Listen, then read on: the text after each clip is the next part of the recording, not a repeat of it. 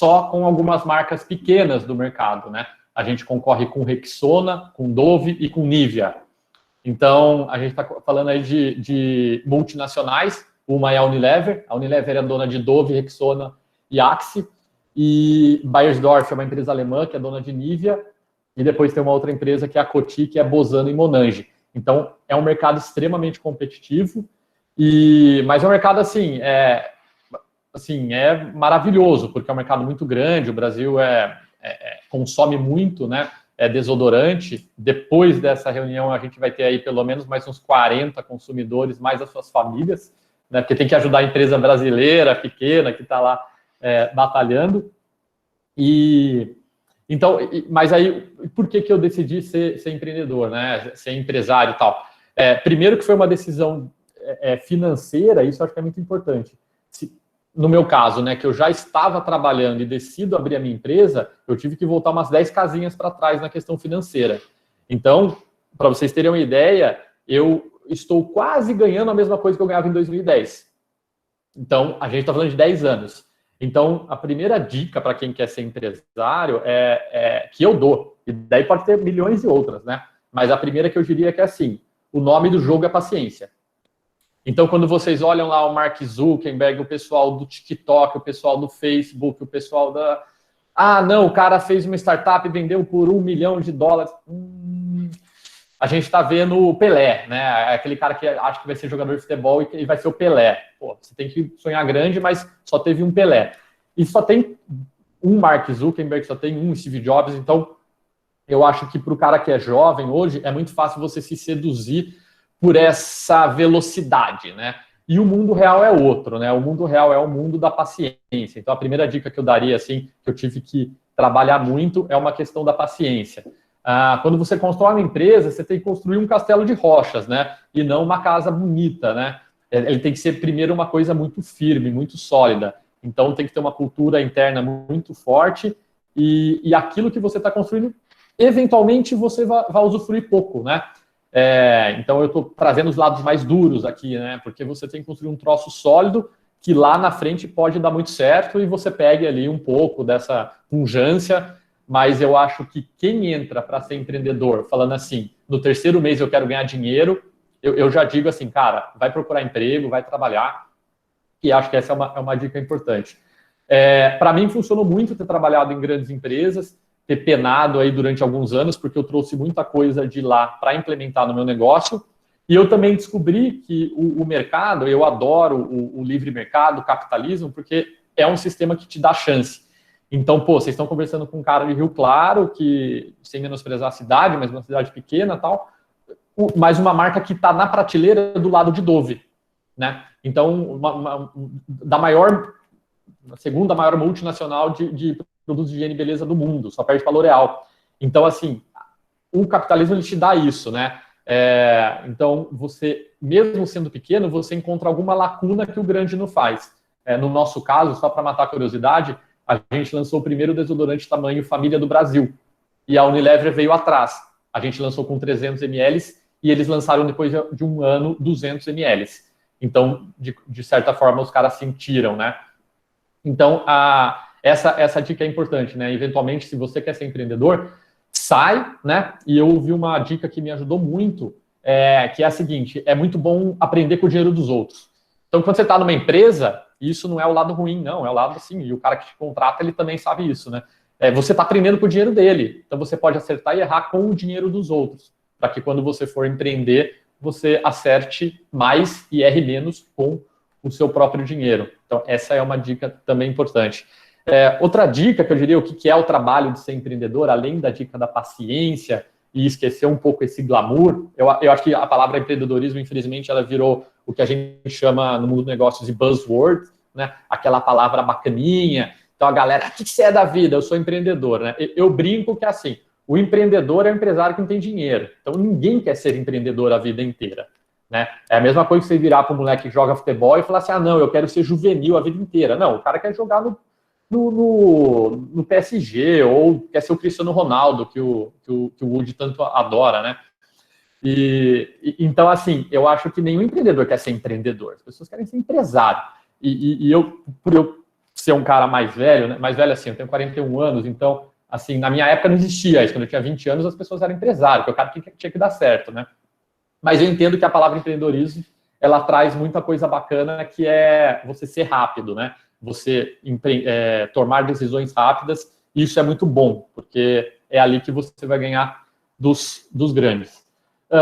Outra coisa que é do que é ser empreendedor, que eu gosto, assim, e que é uma dica que eu dou também, é você entrar no mercado grande.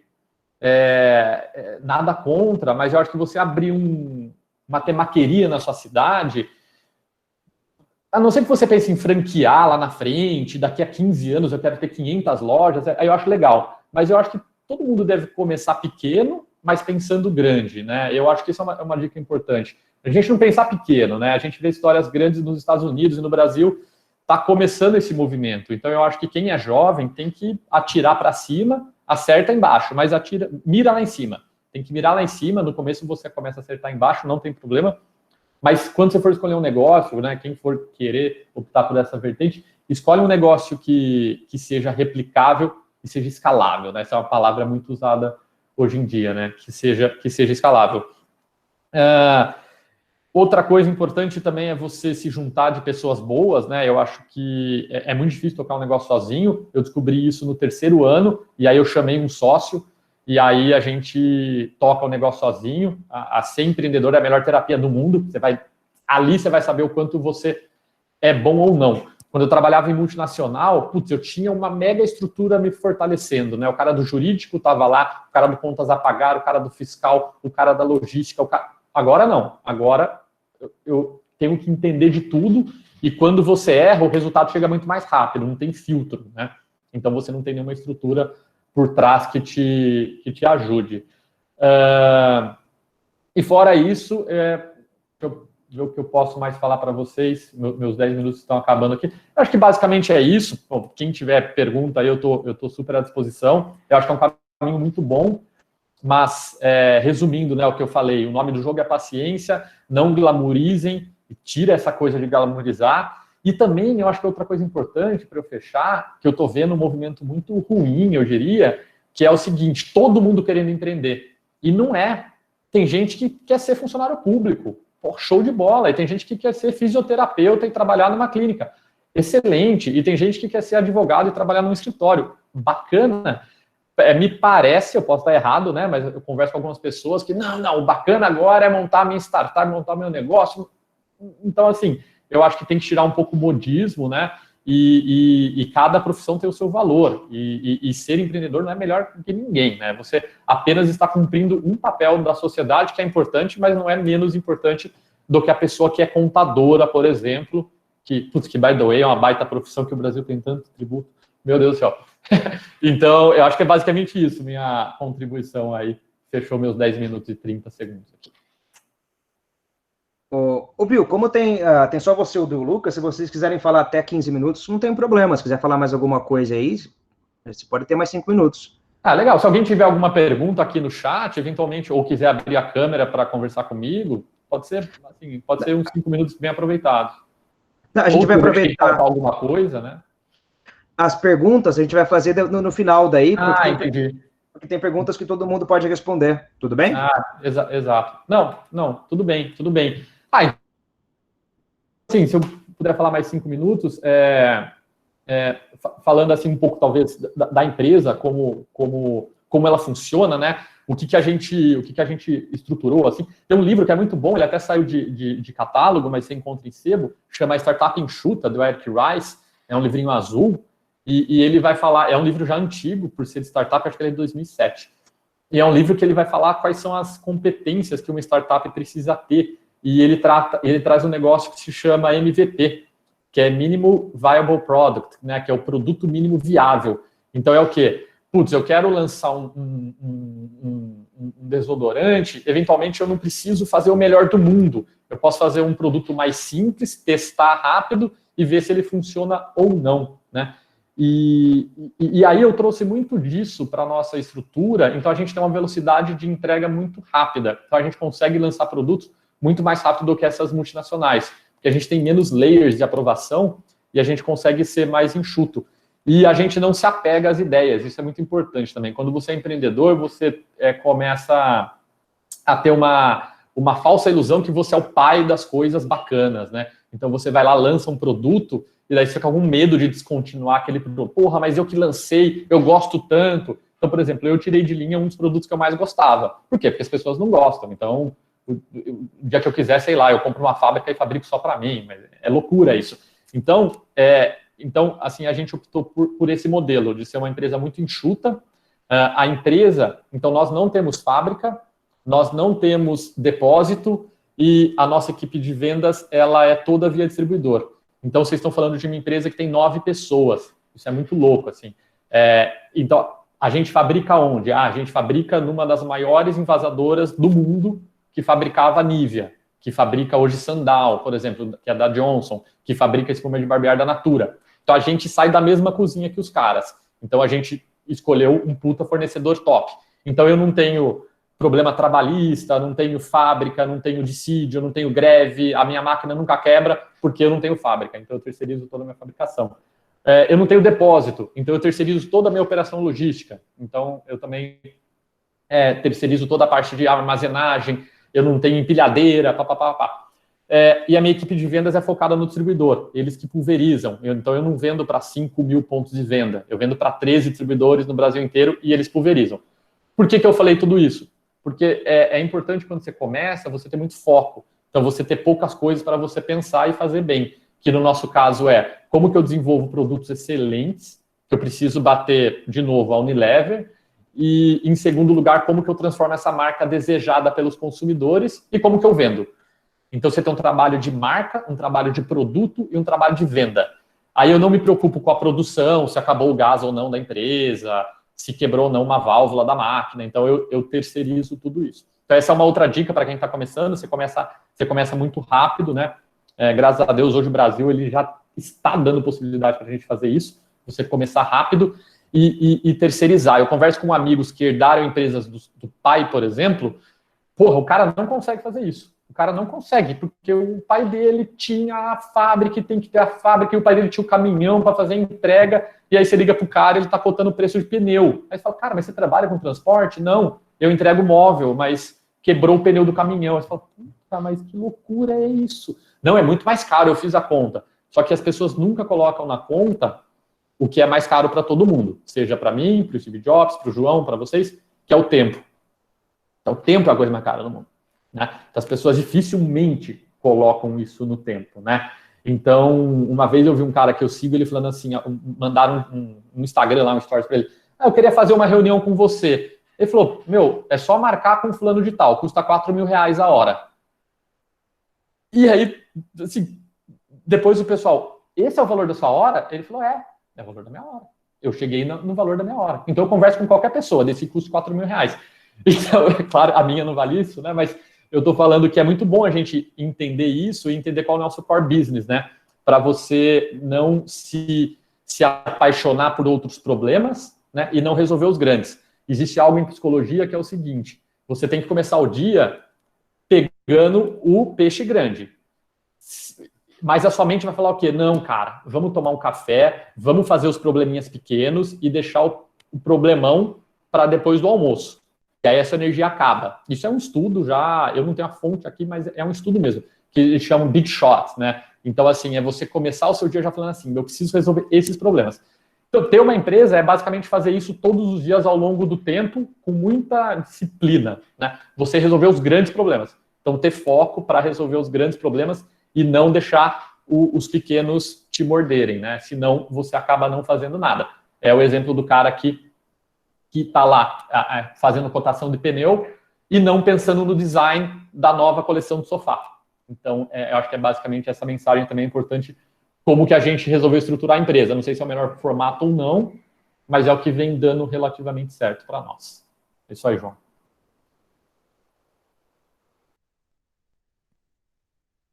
Beleza, valeu, Bill.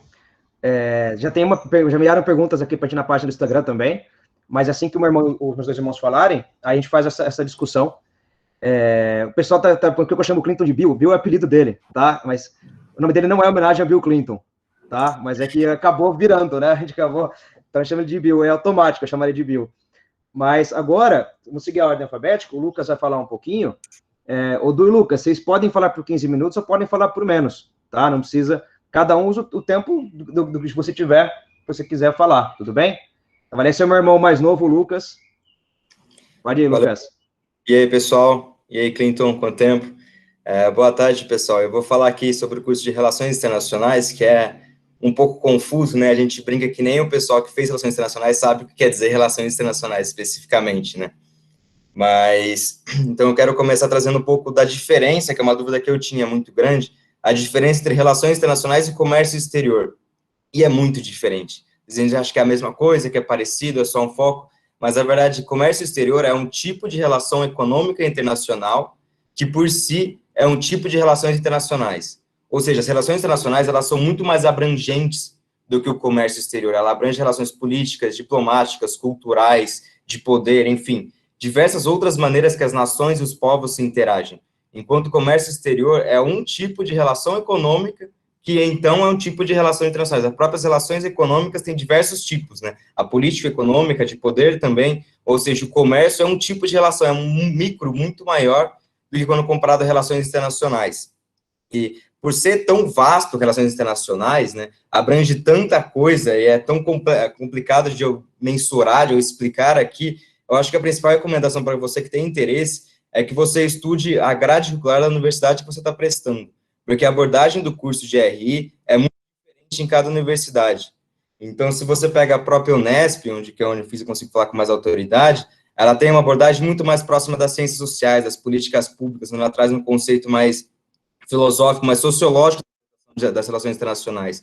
Enquanto a ENAFACAMP, que é uma bem famosa também em RI, ela traz a abordagem mais econômica, tanto é que se você fazer, pelo menos isso era na minha época, se você estender mais um ano, você sai também com um diploma de economia, não de comércio exterior, de economia, né? E também na USP, na UNB, são mais focadas em questões institucionais, então na análise jurídica da ONU, na análise de origem filosófica e histórica da ONU, do TPI, do Mercosul, de todas essas instituições que fazem essa atuação no sistema internacional, né? De maneira geral, as relações internacionais, ela traz muito de ciências sociais, de economia e de direito. Cada universidade, ela foca em algum ponto diferente. Por isso que é importante que vocês vejam qual universidade vocês estão prestando, dá uma olhada na grade curricular e veja qual que traz você. Mas é importante que você tenha aí um apreço, goste de pelo menos esses 3 conteúdos, né? De novo, ciências sociais, economia e direito, porque todas vão tratar sobre isso. Apesar de ter essa diferença em abordagem nas diferentes universidades, tem um perfil que, assim, durante a minha graduação, eu percebi que se repete muito nos estudantes de relações internacionais, nas interações que eu fazia com o pessoal de outros campos, que é um perfil comunicativo, um perfil que preza pelas relações interpessoais. É muitas relações, né? Mas o curso, ele traz muito seminário, muito trabalho em grupo, muita simulação, muitas atividades que você precisa lidar com outras pessoas, às vezes até de outras culturas, porque é um curso que tem muito intercambista também. Então, ou você já tem esse lado e você quer ressaltar, ou você vai desenvolver esse lado durante a faculdade, que é essa capacidade de sociabilidade, de interagir com outras pessoas, algo que é muito estimulado no decorrer de todos os campos de relações internacionais, algum mais, algum menos, mas em todas as universidades isso é bem presente. E eu quero atrelar isso já com exceção no mercado de trabalho, né?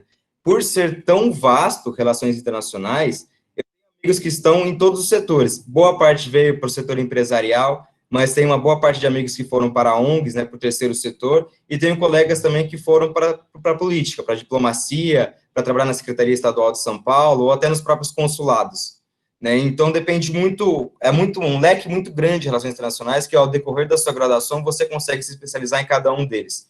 O setor que eu tenho mais aí conhecimento para falar é sobre o empresarial, que foi para onde eu acabei vindo, e esse perfil que eu mencionei, que se repete muito em todos os estudantes de relações internacionais, esse perfil sociável de relações interpessoais, ele está muito em alta no mercado de trabalho. Quando você pega aí o principal meio de inserção hoje nas grandes empresas, que é os estágios e os trainees, eles têm aí, tomando cuidado para não resumir todo um processo de recrutamento e seleção dos últimos anos, mas hoje, cada vez mais esses processos seletivos, eles focam muito no seu comportamento, por isso que os processos têm dinâmicas, tem um monte de interações antes de você fazer uma prova, alguma coisa do tipo.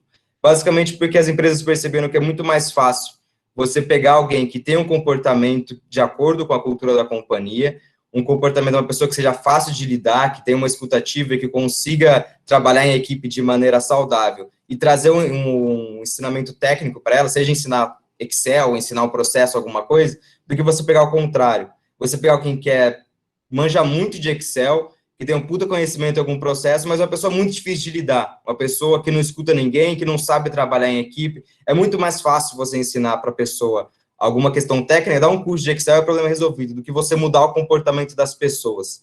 Então, os trainees e estagiários, eles estão tendo muito foco nessa soft skill, que eles falam, né? Que é esse foco mais no comportamento da pessoa do que no conhecimento de fato. No conhecimento de fato que ela adquiriu na graduação. Isso é um fator que eu uso para defender muito por que relações internacionais está forte no mercado empresarial hoje. Porque é algo que ela desenvolve muito durante a graduação.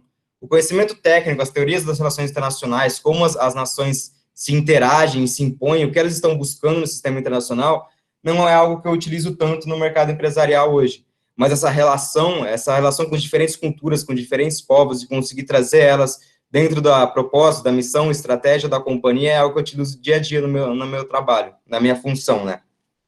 Então, por isso que eu vejo que muitos alunos da minha turma, muitos colegas meus, passaram em grandes estágios, em grandes trainees aqui em São Paulo, justamente por ter esse comportamento desenvolvido, né? E trazendo um pouquinho para explicar para vocês qual foi o principal meio, qual foi o principal escopo que as pessoas de RI se enquadraram no mercado empresarial. De novo, como é muito vasto, muitas pessoas teve um leque muito grande, mas onde eu maior vejo a concentração de alunos de relações internacionais hoje é nas áreas de pessoas. Então, RH tem um pouco de pessoas, mas principalmente comunicação. A maior parte dos meus amigos trabalham hoje com comunicação institucional, inclusive eu sou um deles. O que é comunicação institucional? Você fazer uma análise da companhia e fazer como eu posso explicar isso de maneira, deixa eu pensar. Você tem dois escopos de atuação, o interno e o externo. A companhia que eu atuo hoje, a Hidrovias do Brasil, ela tem operações em São Paulo, Santos, Pará, Mato Grosso, Argentina, Uruguai, e são muitos colaboradores, muitos funcionários, né? Então, a gente tem aí o objetivo de tornar todos eles alinhados com a estratégia, com a missão, com os valores da companhia. Então, por exemplo, a gente acabou de passar por uma abertura de capital, entrando na Bolsa de Valores. A gente precisa comunicar isso para todo mundo, engajar todos nesse processo. Então, a função de um comunicador, de alguém de comunicação institucional da companhia, é manter todos os funcionários das diversas localidades alinhados com a estratégia e visão e valor da companhia. Isso internamente. Externamente, eu faço a relação com os stakeholders, que são os grupos de interesse. Então, relação com o Estado, relação com o governo, né, onde a gente atua, seja de isenção de imposto, de posicionamento numa questão de pandemia, relação com as comunidades, a gente atua em cidades muito pobres do Pará, então a gente tem que fazer algumas ações de contribuição com a sociedade, relação com o meio ambiente, então a gente é uma empresa que traz muitos lados de sustentabilidade, mas a relação com os órgãos de governança e de acompanhamento do meio ambiente, então a gente tem que fazer toda a relação com esse público, de envio de informações, de compartilhar informações com os clientes e diversos grupos de interesse, né? Comunicação é você estar, então, com esse olhar para dentro, de manter todos alinhados com a estratégia, missão e valores da companhia, e para fora com os grupos que são impactados pela atuação da companhia, o governo, as comunidades, o meio ambiente, os clientes principalmente. Mas, de novo, isso foi um caminho que eu segui, eu vejo que muitos estudantes de relações internacionais seguiram, que foi a área de comunicação em grandes empresas, mas tem amigos que estão em ONGs, na própria Greenpeace, que acho que é a mais famosa, ONGs que atuam com os refugiados da Venezuela, e tenho também amigos que estão no setor político, desde ir para Brasília, de trabalhar em consulados. Tem o tão famoso Instituto Rio Branco, né, que é a diplomacia, que é meio que o sonho de todo novo estudante de relações internacionais. É um caminho, mas é importante ressaltar que para você ser um diplomata, você precisa prestar o Instituto Rio Branco, que é um concurso.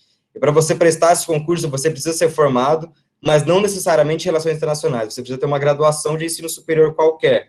Óbvio que relações internacionais vai trazer muito conteúdo que vão te ajudar na prova.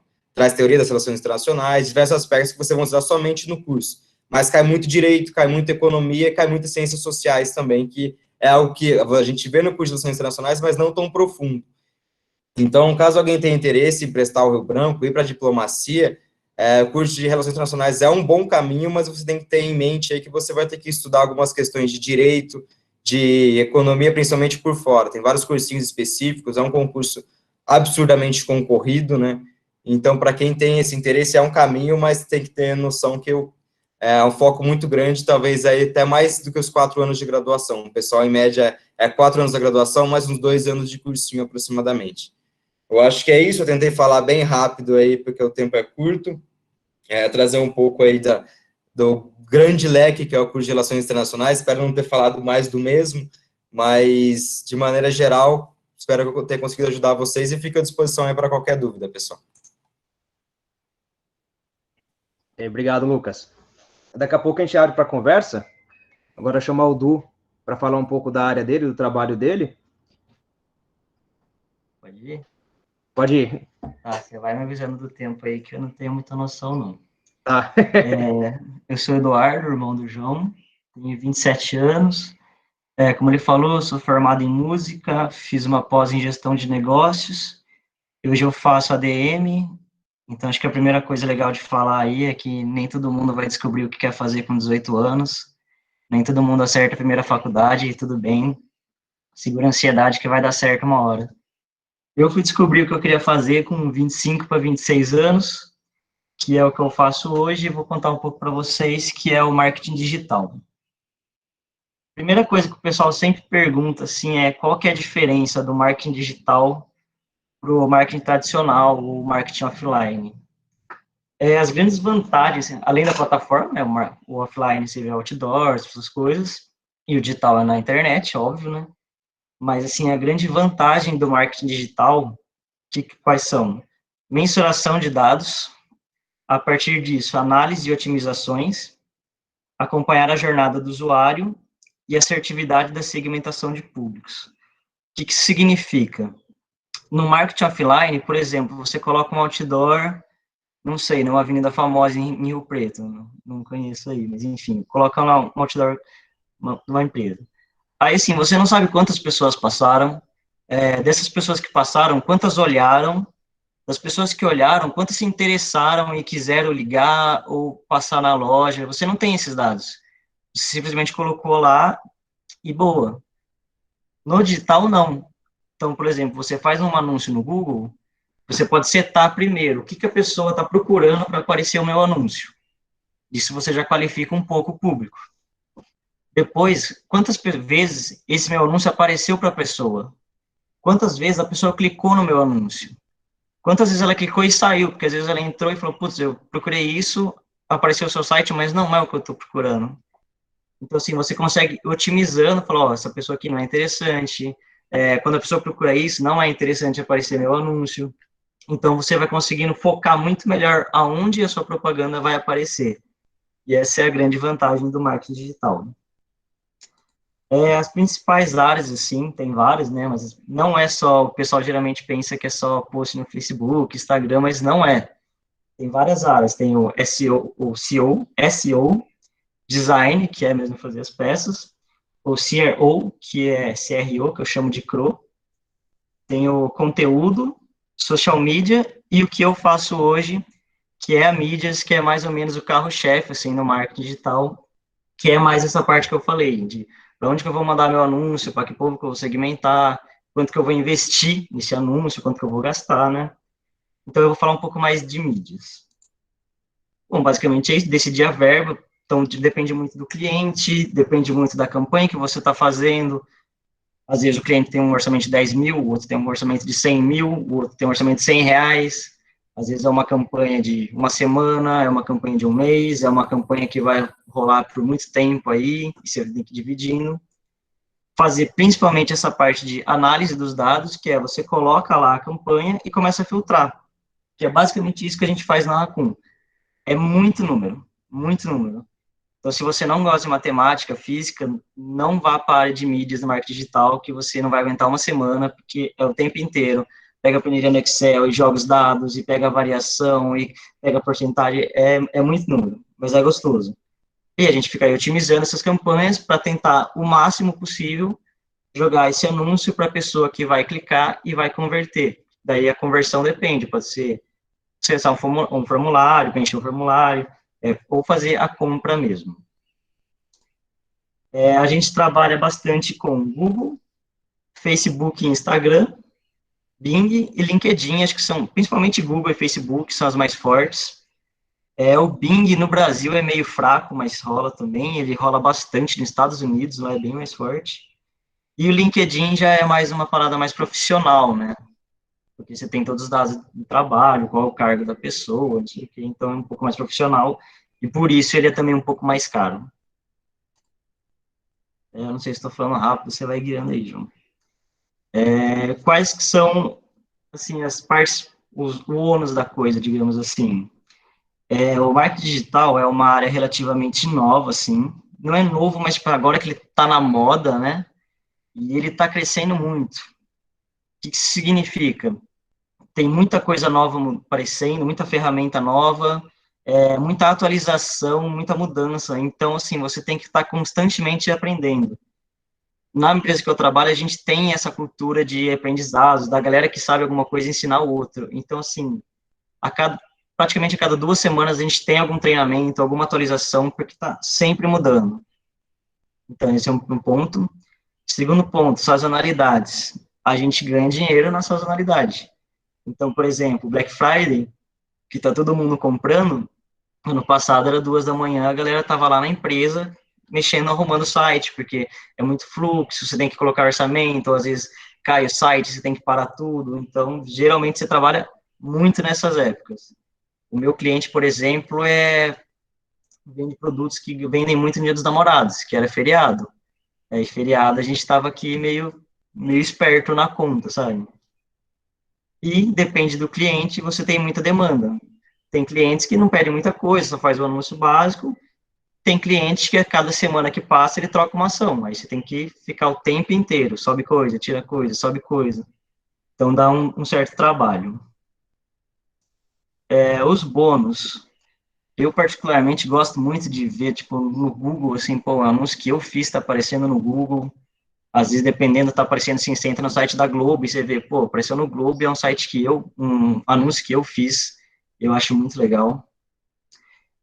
Quando você trabalha numa agência grande, que é o caso da minha, a gente tem muito contato com outros grandes players do mercado. Então, semana passada a gente estava tendo uma palestra com o cara do Burger King, que foi muito da hora, eles tomam muito processo, mas é muito legal ele falando. A gente tem muito contato com o Google, porque a gente é parceiro Google, então tem muito treinamento do Google direto, que é legal. Teve contato com o Fred, de Desimpedidos, é da hora. Trabalhar com grandes mídias, né, que é legal você trabalhar com o Google, o Face, eu acho legal, sabe, você ir lá na plataforma do Facebook e ver o anúncio seu aparecendo, eu acho muito massa. E uma das coisas também que me chamou muita atenção quando eu quis trabalhar com isso é que, como eu disse, é uma área meio nova, e é muita gente nova que trabalha. A minha empresa, por exemplo, a gente tem 580 funcionários. 90% deles têm entre 20 e 30 anos. Então, assim, é uma mentalidade bem diferente. E, geralmente, as empresas de marketing digital hoje são assim, sabe? A grande maioria. Então, é muito legal que, meu, você tá trombando, meu coordenador tem, tipo, 20, é mais novo que eu, ele tem 26, eu tenho 27, meu gerente tem 26. Então, você consegue ter uma comunicação bem fluida com ele, sabe? É bem legal isso. E também é uma mentalidade nova. Então, por exemplo, a gente trabalha agora todo mundo home office, todo mundo trabalha assim, mas a gente já ia de chinelo, short, jogar futebol e camisa, ia do jeito que queria, assim, só não podia samba canção e colete, porque era muita várzea. Mas, quando eu entrei na Raccoon, vocês veem aí, eu tava com esse cabelo ridículo, ó, por causa do Tusca. E para eles normal, sabe? Eles nem ligaram. Dependendo da empresa que você vai, uma empresa mais tradicional, eles falam, meu, com esse cabelo aí, você não trabalha aqui, sabe? Mas isso é pessoal meu, né? Mas é legal. As características da galera que trabalha com mídias, precisamente. Como eu disse, é ser bom com números e pensamento analítico. O que significa? Infelizmente, a gente não pode fazer aquele negócio de voz da minha cabeça. Porque se fizer isso e der ruim, o cliente acaba com você e você tá ferrado, você é mandado embora. Então, tudo que a gente faz, a gente tem que puxar dados. Ó, a gente fez um negócio parecido, e deu bom por causa disso, disso. Se fizer isso, vai melhorar não sei o quê. Então, a gente tem que sempre se basear em alguma coisa, um fato. Se for voz da cabeça, você tá ferrado. Excel ou Sheets, que é o Excel da Microsoft, né? A gente usa muito, então eu achava que eu sabia aprender usar um pouco, não, vi que eu não sabia quase nada, hoje eu sei quase nada ainda, mas estou aprendendo.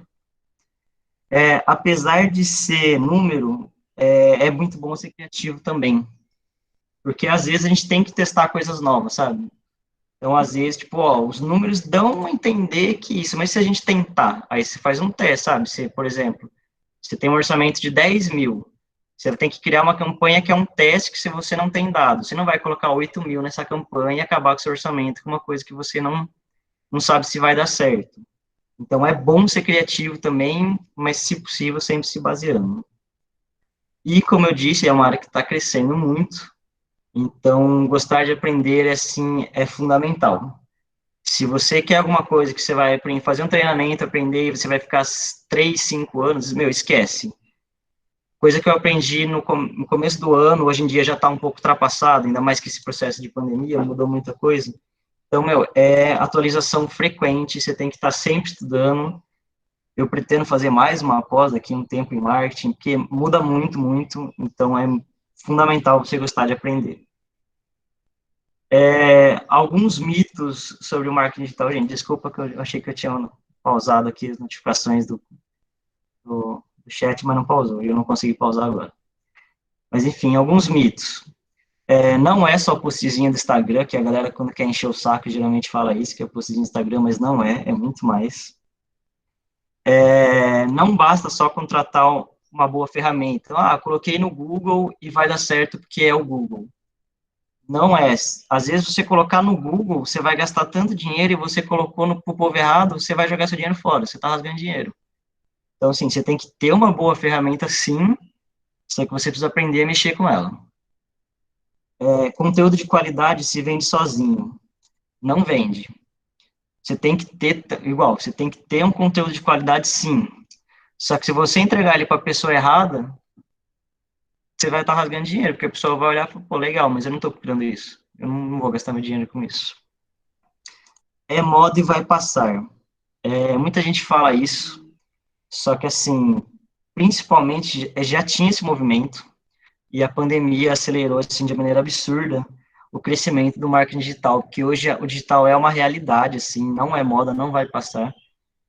A gente cresceu muito, a agência cresceu absurdamente, porque a galera começou a ver isso, então, quase todo dia está entrando cliente, porque todo mundo, preciso vender na internet, porque é mais cômodo para as pessoas, não precisa sair de casa, você consegue olhar, por exemplo, você vai comprar uma TV, você tem que passar nas Casas Bahia, sair das Casas Bahia, na loja 100, não sei onde, você vai ter que ficar andando 500 quarteirões.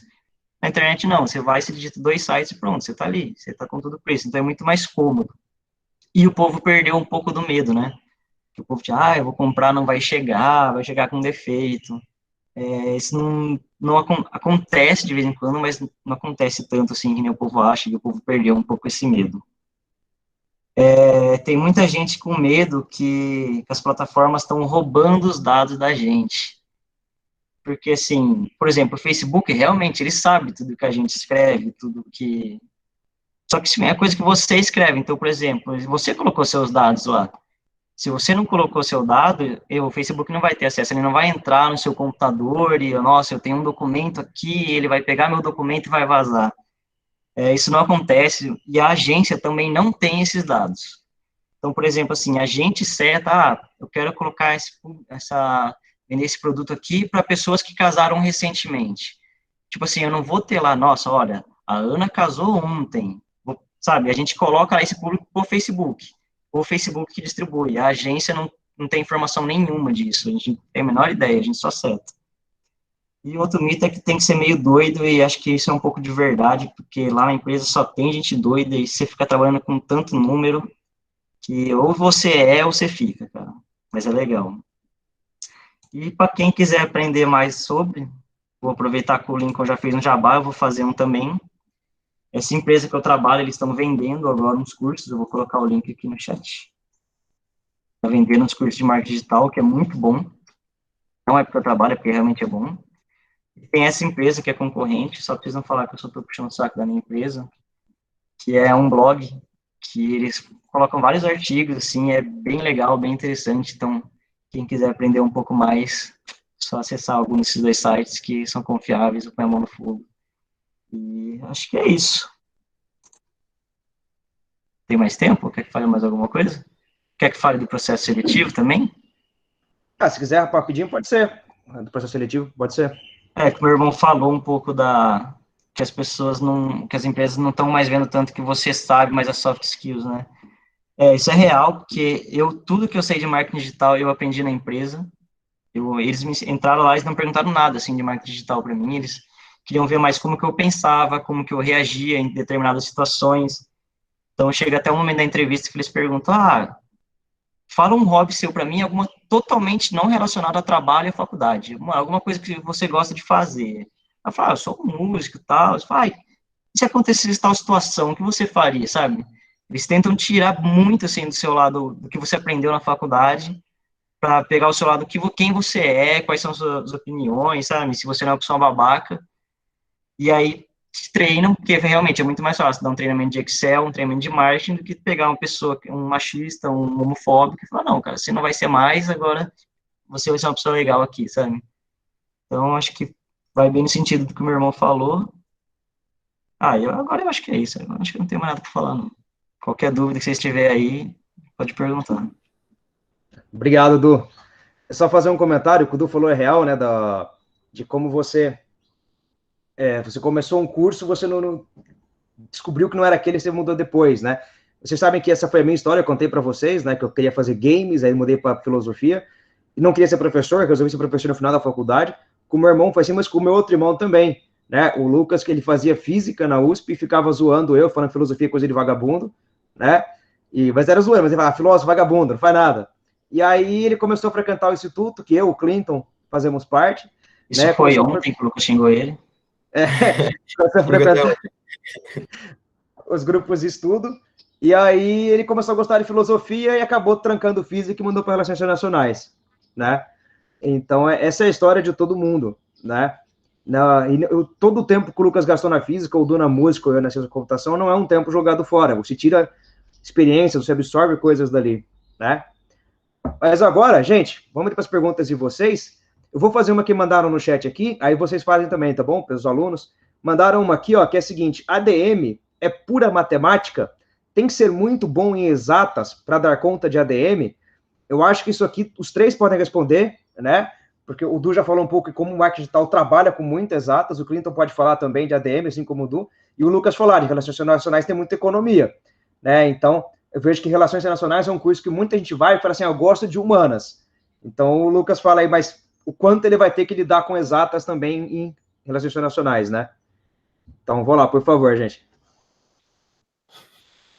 Bom, rapidamente falando, ADM é para quem não sabe o que é fazer da vida, né? Então, se acha que vai ter matemática, vai fazer economia, né? Então, eu fiz administração, estou falando com causa, imagina. Pelo menos na minha época, aí vocês me corrigem aí, pessoal. 0. Você vai ter uma aula lá de matemática financeira 1 e 2, uma estatística bem introdutória e, putz, cara, é 0. Você vai aprender pouco de tudo. Então, é isso aí, 0. Bom, eu me formei em 2000, tá? Então, 2002, então faz pouco tempo, né? Então, se alguém tiver uma opinião mais recente aí. Cara, eu comecei a fazer em 2012, na época eu parei, eu voltei ano passado, e ADM é curso para quem não sabe o que quer fazer, mais um, que foi por isso que eu entrei. E, realmente, tipo, principalmente hoje em dia, não sei na época do Clinton, mas hoje em dia eu vejo que tem um pouquinho de matemática financeira, estatística, só que está indo muito mais para o lado de gestão de pessoas. Como você vai... Porque eles dizem que, tipo, se você é administrador, você não vai fazer operacional. Você vai fazer as pessoas fazerem, sabe? Você tem que liderar pessoas. Então, está muito mais para o lado da gestão de pessoas do que para matemática. Mas tem um pouco também, sim. Mas pouco. E para o curso de Relações Internacionais, aí eu preciso trazer aquele ponto de novo, né? Na Unesp, onde a gente teve uma abordagem muito mais de ciências sociais, a gente teve algumas matérias, economia política internacional, economia política geral, mas muito pouco matemática também, pessoal. Foi mais regras de trade, assim, uma matemática bem básica, mas mais raciocínio lógico do que matemática, na verdade.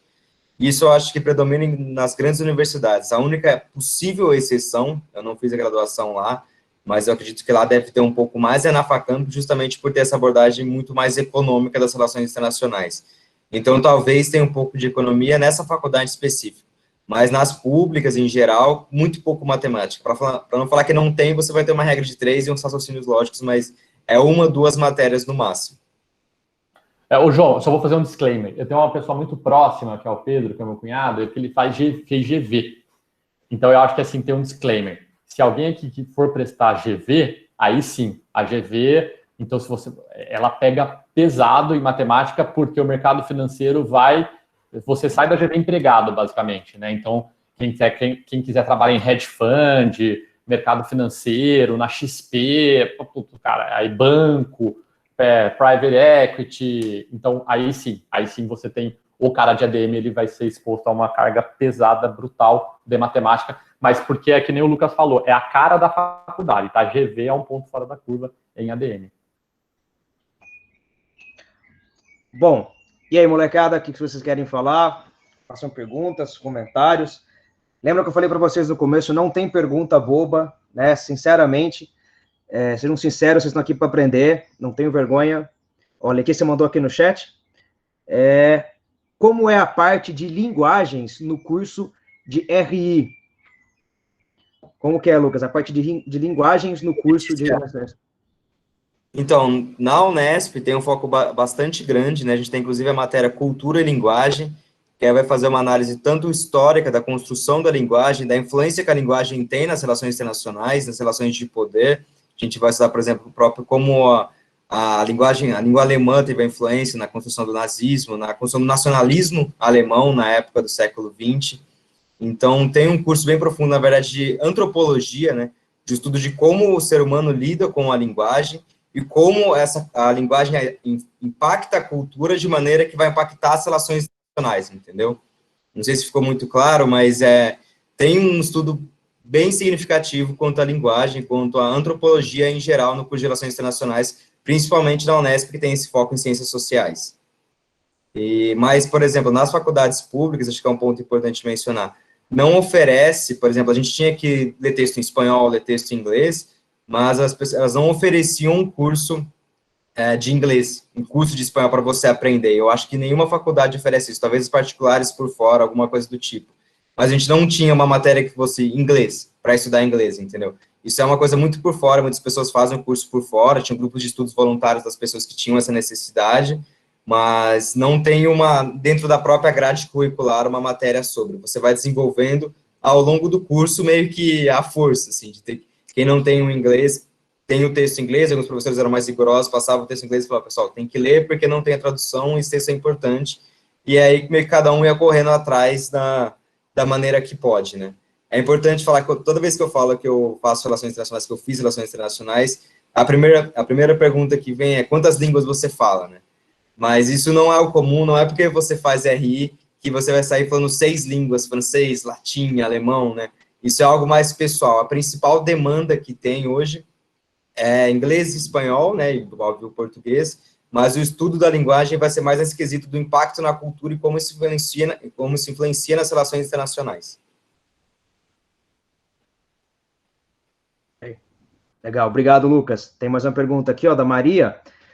Essa é para vocês todos. Queria fazer ADM para, junto com a gastronomia, fazer um restaurante. É certo?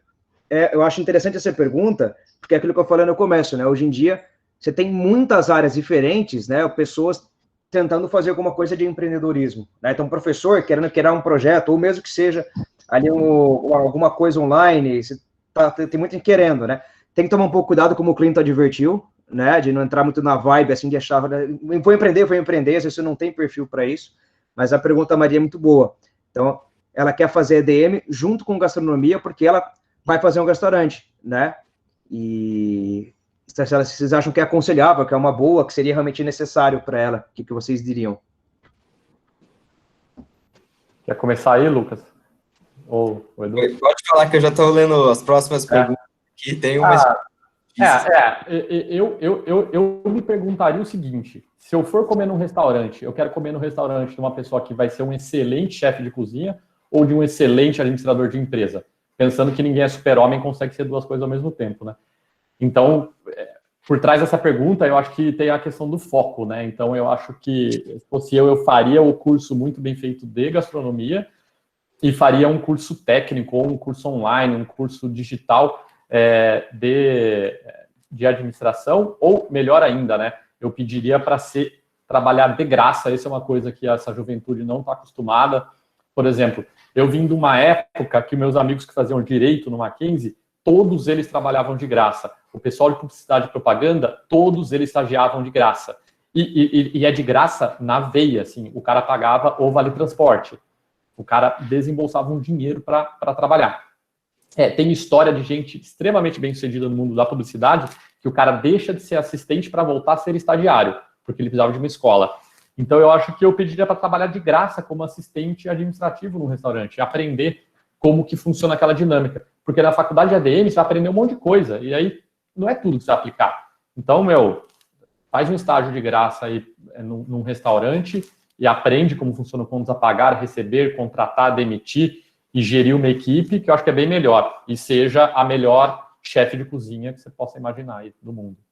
Cara, isso que você falou no começo, né? Arruma um sócio. Seja você foda em gastronomia e acha alguém foda em ADM e monta junto esse restaurante. Muita opção também. Me permita responder dando um exemplo real. Pega os 3 chefes do MasterChef, né? Todos eles são famosos, né? Mas o Jacan, ele quebrou, né? Ele tinha um restaurante grande em São Paulo e quebrou. E porque o Jacan, ele era também administrador, né? Ele tentou ser, como o Cleiton falou, melhor nos dois, ele não conseguiu, ele está reclamando, né? De como é difícil ter empresa no Brasil e tal. Enquanto que a Paola e o Fogaça, eles têm sócios, né? Eles não administram o restaurante. Então, os dois ali focam em ser o melhor chefe, né? E o restaurante deles está lá bombando, né? Enquanto o Jacan tentou ser os dois e acabou tendo problemas. Agora ele tem um sócio. Agora o Jacan trabalha no restaurante, tem um cara que administra e ele que é o chefe, né? Uma pergunta aqui da Isadora, qual que é a média de salário de RI? Tem uma pergunta em cima, João, que é como fazer o curso de RI no exterior pode influenciar a busca de emprego no Brasil. Não vi, desculpa. Pode falar. Eu acho que influencia positivamente, principalmente se você estiver pensando no empresarial, porque tem primeiro a variável de qual faculdade que você está fazendo lá, que tem essa mesma variável aqui, querendo ou não, o peso da instituição que você passou influencia, mas quando você está falando de fazer no exterior, tem um aspecto positivo, um ganho, que é no quesito da experiência que você vai ter. Querendo ou não, você morar em um outro país, vai te desenvolver comportamentos, perspectivas diferentes, né? Você vai estar imerso em uma nova cultura, que vai te desenvolver aspectos que não te desenvolveria aqui no Brasil. Isso é um ponto positivo que vai te levar mais preparada para uma entrevista de emprego, para um processo seletivo. Mas não que isso vá resolver seus problemas, né? Vai ter tanto peso da instituição e como você se desenvolveu ao longo desse período, né? E acho que, então, influencia positivamente, mas não tanto assim. Eu acho que para as internacionais é um ponto legal, é uma nova experiência, é um contexto completamente novo que você vai se desenvolver. Então, positivo no geral, mas tomar um pouco de cuidado, assim, não é porque está fazendo uma faculdade fora, alguma coisa, que você tem um emprego garantido, né? E quanto à média de salário, essa pergunta é meio sacana, né? Mas pensando assim, a média de salário no empresarial, no setor empresarial, é normalmente a mais alta, tirando o diplomata, que é um salário significativamente alto, mas tem um bom tempo de esforço dedicado para isso, para o concurso, né? E mesmo assim, dentro do setor empresarial, as pessoas que se desenvolvem, que crescem, chegam a cargos de gestão, acabam ganhando mais do que o diplomata. O diplomata tem alguma imunidade jurisdicional, alguns pontos que o Estado oferece que você não tem no setor empresarial. Mas então, quando você pega os 3 escopos que o estudante de RI pode seguir, terceiro setor, que são ONGs, empresarial e político, empresarial normalmente é o que tem o salário mais alto. E aí, varia muito de acordo com a pessoa. Uma média de trainee, a pessoa que está começando um trainee, a média de salário é, sei lá, R$6.000. Um estagiário, uns R$2.000. Isso em São Paulo. É uma média mais alta, mas o custo de vida também é mais alto. Mas tem uma pessoa que passa num trainee e ela vai ficar para sempre um analista júnior, que é essa mesma média de salário. Mas tem o trainee que vai fazer um aceleramento de carreira, vai ser um cargo de gestão, gerência, diretor, e aí o salário vai escalando, né? Depende muito da pessoa em específico. Não dá para trazer uma média, até porque tem essa tendência no mercado que está concretizando de maneira muito acelerada, que é o fato de o curso não pesar tanto na hora do processo seletivo, na hora do profissional. Eu tenho pessoas que são diretores, cargos que ganham muito na minha empresa, e diversos cursos, e RI um deles.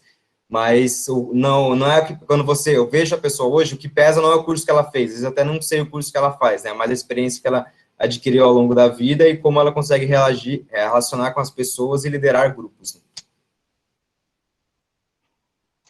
Eu não sei se eu respondi a pergunta, se vocês quiserem mandar alguma coisa aqui, eu posso deixar mais claro, pessoal. Pô, a média de salário de diplomata é 18 mil, né, Lucas? O começo, né? Isso.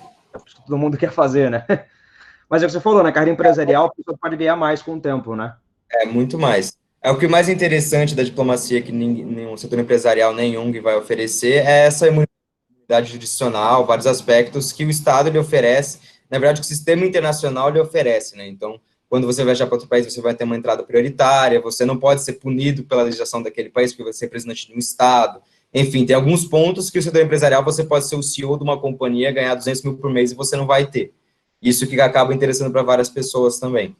E só para reforçar, a ONGs, que é o terceiro setor, é onde tem a média de salário mais baixa, tá? Então, assim, as pessoas, às vezes, até por questão moral, se sente muito...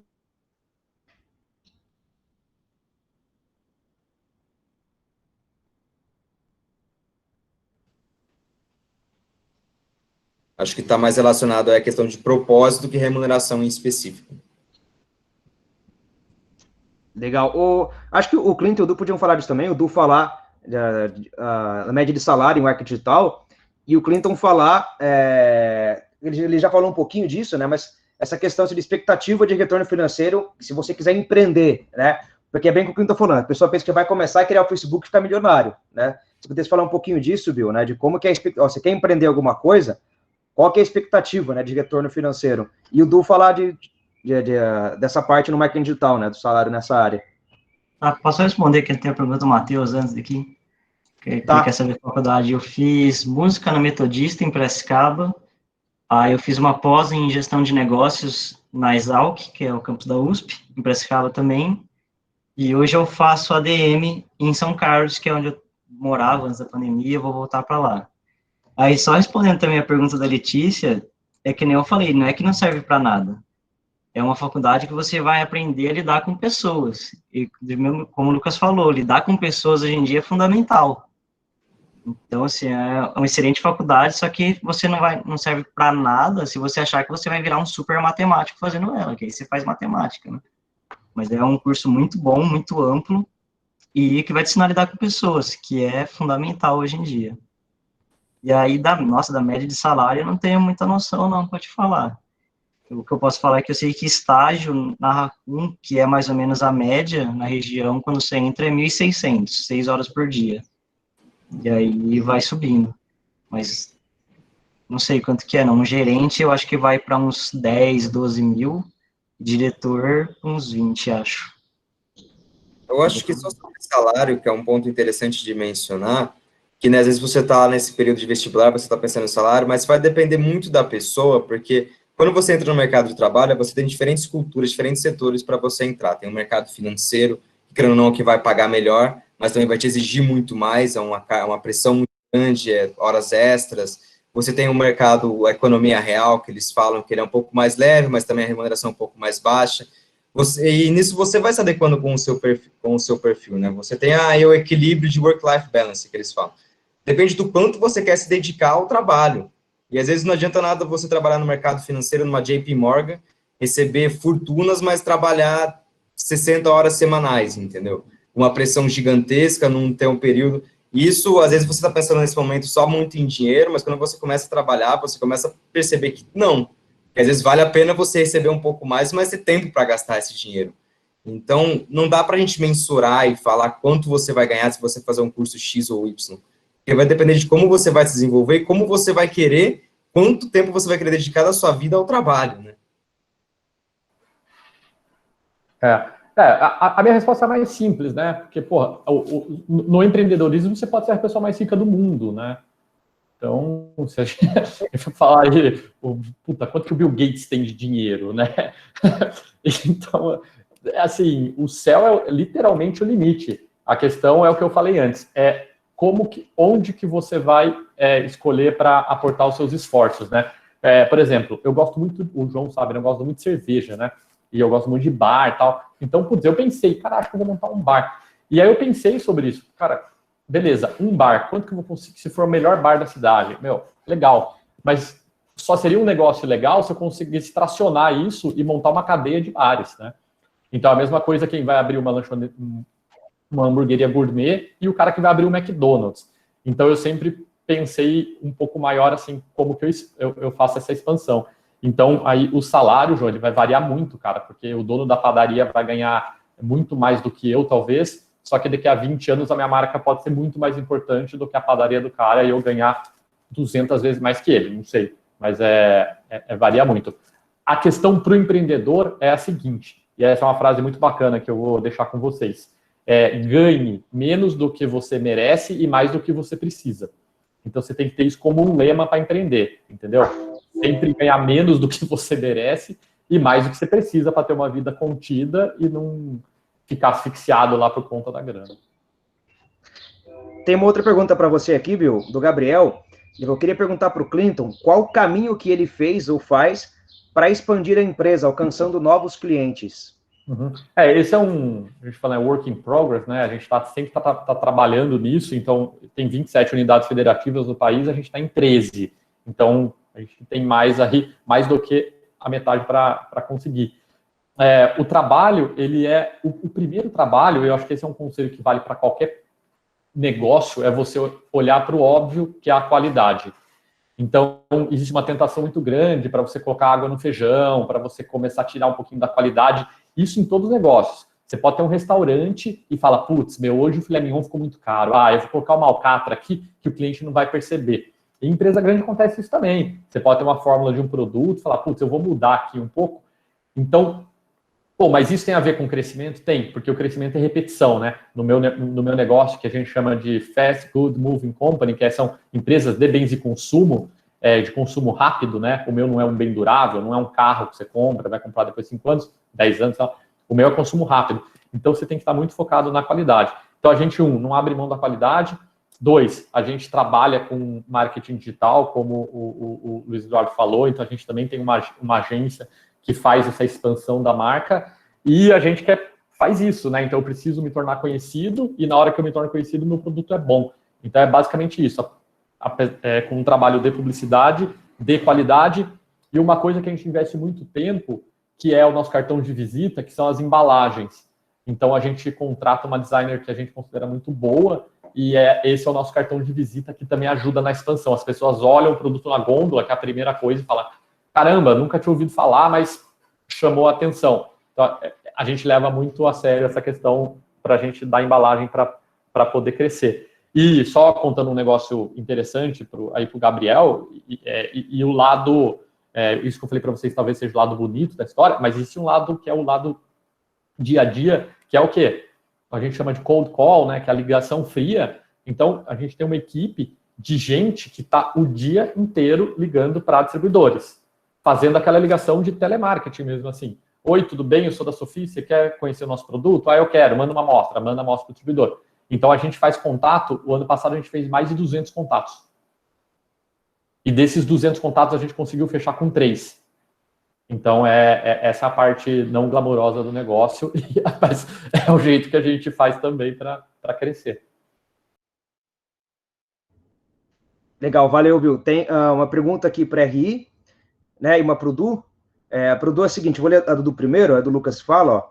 Dudu, Edu, como que você entrou na área de marketing? E qual que é a sua rotina? Né? Como que você trabalha? Então, eu decidi que eu queria trabalhar com marketing antes, né? Aí eu comecei a pesquisar e algumas agências que eu precisava fazer para trabalhar com marketing digital, não tem nenhum curso assim, especial, você precisa fazer tal curso para poder trabalhar com marketing. Eu faço de ADM, minha coordenadora faz psicologia, o meu gerente fez estatística, o outro estagiário que trabalha comigo também é ADM, tem outro que faz engenharia. Então, assim, eles costumam ir mais para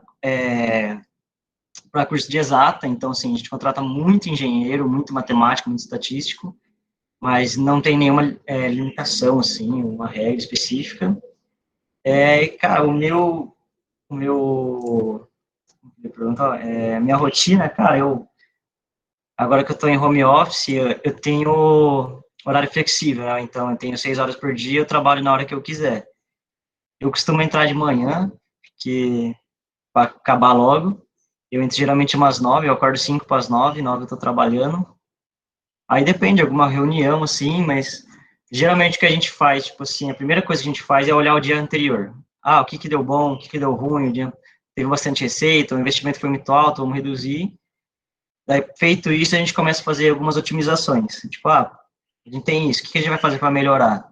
Ou geralmente a gente tem várias coisas, assim, que tem muita coisa para fazer, então a gente deixa um backlog, né, e vai puxando por prioridades. Ó, isso aqui vai causar um impacto muito bom, então vamos dar uma prioridade para isso, e conforme mata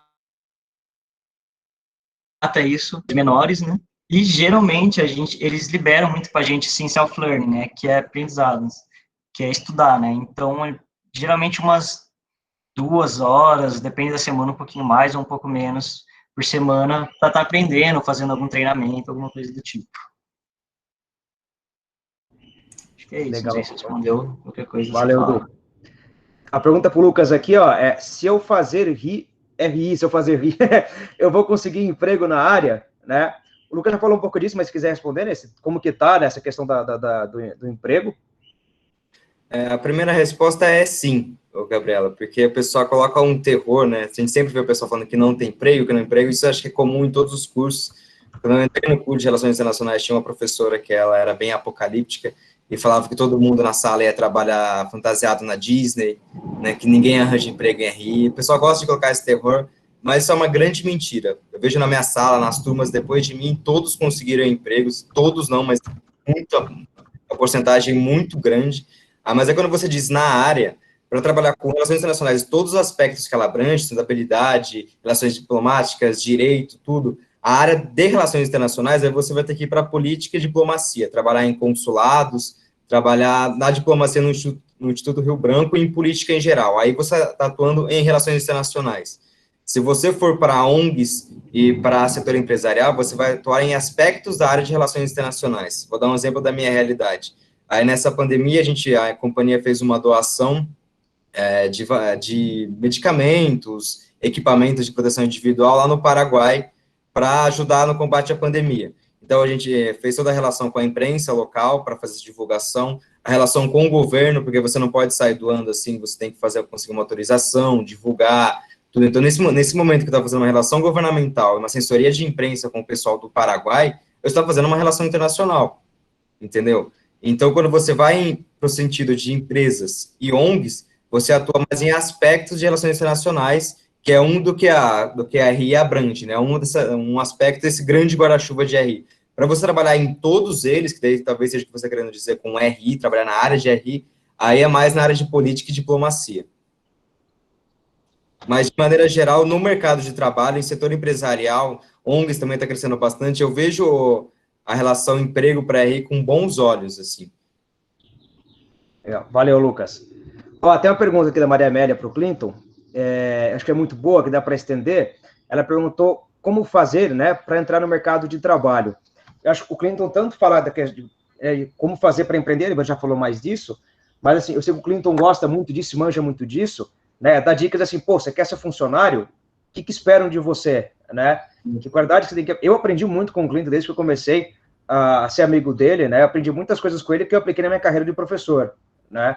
Então, e aí o Du pode falar também, o Lucas falou agora do mercado de trabalho da RI, né? O Du falar de como ele vê se marketing digital precisa trabalhar a empresa ou se tem muito espaço para autonomia, né? Para você ser autônomo nesse meio, né? Enfim, o Clinton, se puder responder primeiro, o Clinton tem horário, por favor, Du. Não, a pergunta é muito boa mesmo, porque ela parece simples, mas ela é muito importante, assim, porque ela traz uma ideia legal por trás. Eu acho que, assim, de novo, é a minha opinião, né? Eu sempre trabalhei. Então, eu trabalhei já com 14 anos, eu trabalhava todas as minhas férias, eu trabalhava como office boy para poder comprar um tênis, né, no final das férias. E aí eu lembro do tênis que eu comprei, assim, lembro mesmo, assim, quanto ele custou, tal, custou R$ 124,90 em 1994, para vocês terem uma ideia. Então, por que eu estou falando isso? Eu contrato gente que gosta de trabalhar. Então, assim, muita gente fala, não, mas, pô, trabalhar de qualquer coisa, né?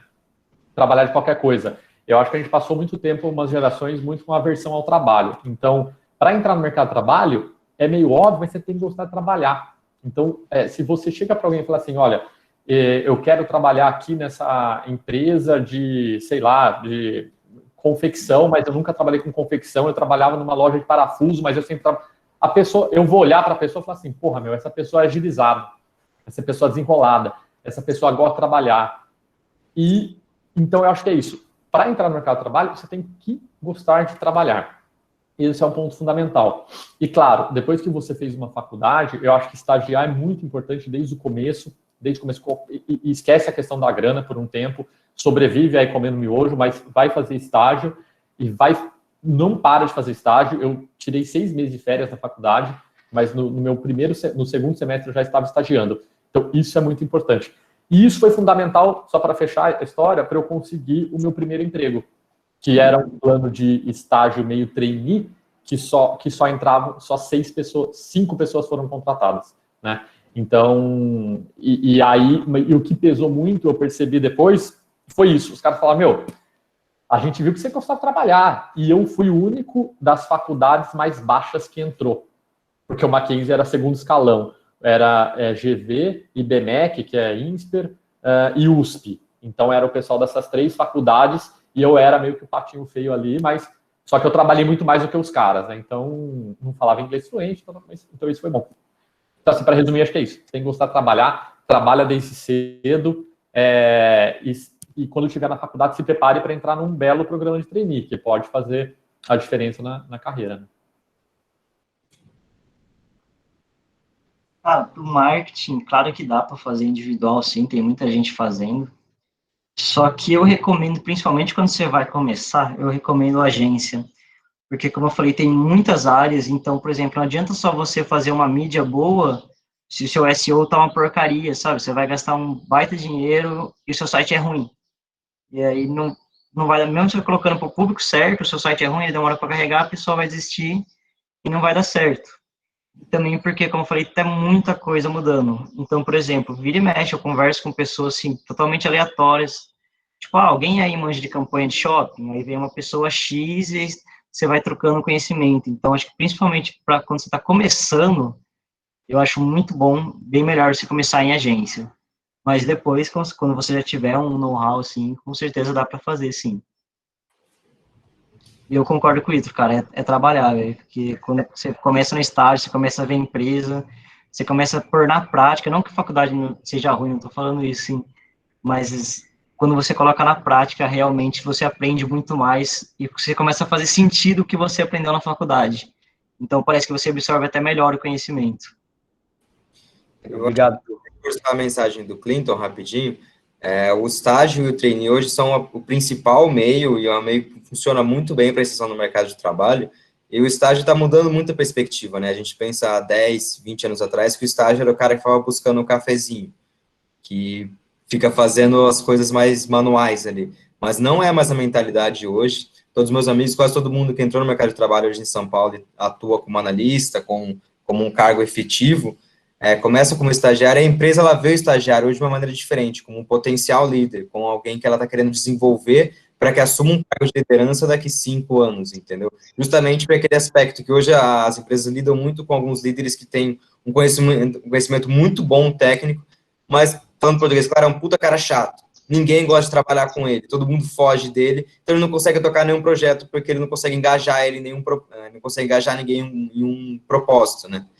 Então, o estágio hoje é o principal meio, estágio e o trainee. O trainee é como se fosse um estágio, mas normalmente para pessoas já formadas e já contratado, na verdade, mas aí eles trazem uma agenda muito intensa de treinamentos, de mentoria, de conversa com líderes. O trainee é um estágio evoluído, né? É uma preparação de fato para te levar para um cargo de liderança daqui 3 anos, daqui 5 anos. Legal, obrigado, Lucas. Pessoal, o Rafa vai fazer um comentário agora. O Rafa aqui também trabalha no Colégio Domus com a gente, não estou falando para o Clinton, para o Lucas. O Clinton precisa sair, né?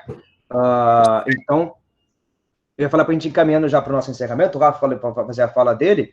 Aí, se vocês quiserem mandar as últimas perguntas, mas vocês viram que ele subiu no chat a lista de presença, né? Quem for aluno, entra ali e põe seu nome. quem for convidado entra ali e põe qual aluno que te convidou, né, para a gente ter esse controle. Mas, ô Cleiton, se você precisar sair, se você quiser se despedir do pessoal agora, então, ou se você quiser esperar o Rafa falar, fica à vontade. Se você quiser falar agora, Bill.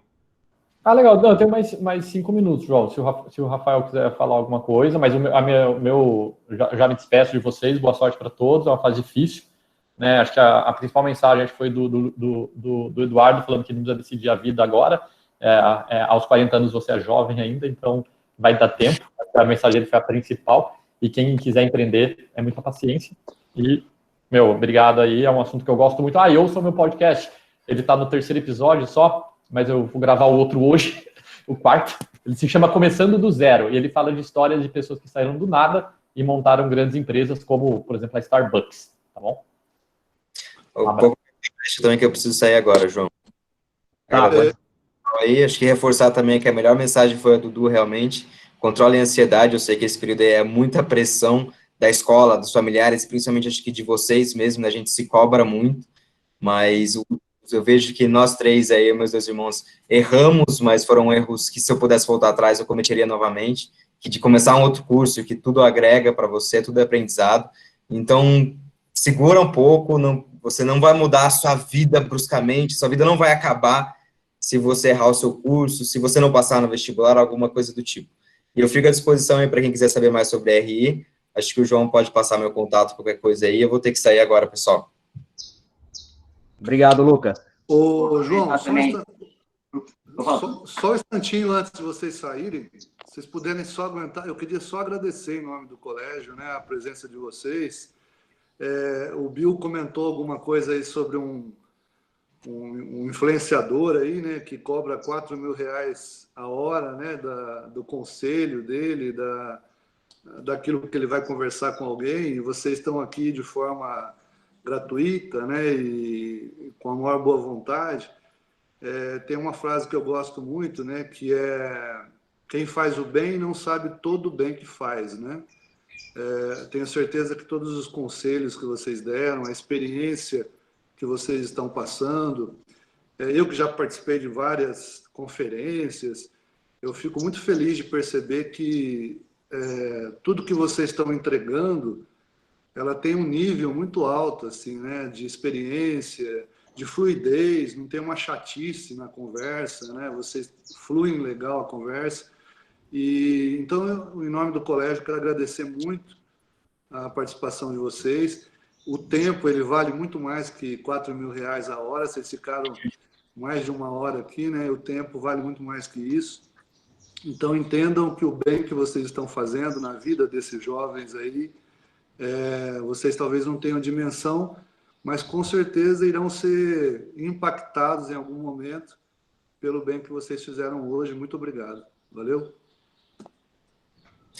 Valeu, Paulo. Eu que agradeço a oportunidade. Valeu. Lucas, valeu, Bill. Edu? Se fizeram, também estamos aí de novo. Eu tô. Sim. O Rafa vai falar uma coisa agora. O Rafa trabalha com a mesma coisa que você, né? Então, Rafa. Não, vou ser bem rápido aí, gente. Sei que vocês estão saindo, né? Primeiro, quando o Udi falou para mim que só ia trazer gente fera, eu não sabia que era tanto assim, Udi. Então, agradeço pra caramba aí vocês terem disponibilizado o tempo de vocês para estar com os nossos alunos, né? Mas me destacou 2 questões aqui de 2 alunos que perguntaram, eu não lembro, acho que foi o Matheus, ele falou quais áreas para estudar no marketing digital e tudo mais, né? E a questão da gastronomia e administração, né? Eu queria fazer um comentário rápido, tentar juntar essas duas perguntas em uma só, porque o Bill respondeu, eu estava falando, meu Deus, fala disso. Na hora que eu falei isso, ele comentou justamente o que eu estava pensando, né? Não existe uma forma só, que nem o Matheus perguntou, né? Quais são as matérias que você estuda, o que você tem que aprender, qual que é a faculdade para entrar no marketing digital. Não existe só um caminho, por exemplo, para essa carreira, para esse tipo de trabalho, né? Por exemplo, o Luiz está numa agência. Como que eu comecei fazendo essa coisa do marketing digital? Eu comecei primeiro estudando, vi uma oportunidade de trabalho, comecei estudando com várias coisas pela internet, né? Então tem muito material, só que eu peguei um aspecto ou 2 apenas do marketing digital e comecei a estudar sobre aquilo. não fiquei estudando de forma ampla. Então, eu foquei em duas coisas, né? Que foi a parte do tráfego, dos anúncios, né? Que é o que o Luiz faz aí, pelo que eu entendi. E como que eu comecei? A estudar, só que eu vi que só a parte teórica não ia me adiantar de nada. Então, eu tive que partir para a prática. Como que eu parti para a prática, gente? Eu comecei a oferecer os serviços de graça.